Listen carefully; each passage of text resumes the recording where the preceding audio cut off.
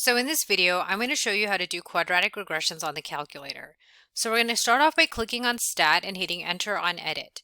So notice that my L1 and L2 already have values entered here, so I'm going to use my arrows to go up until the title of the column is highlighted, then click Clear and then Enter.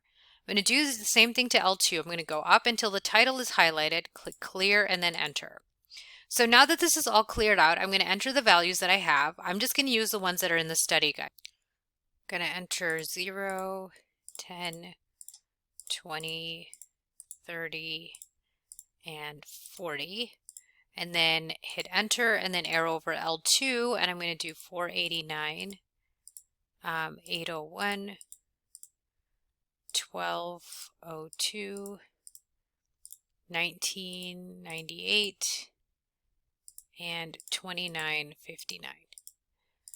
So now we have these values that are entered into L1 and L2. We're going to tell it to do a quadratic regression. So you're going to click on Stat and then arrow to Calculate and then choose option 5, which is quadratic regression.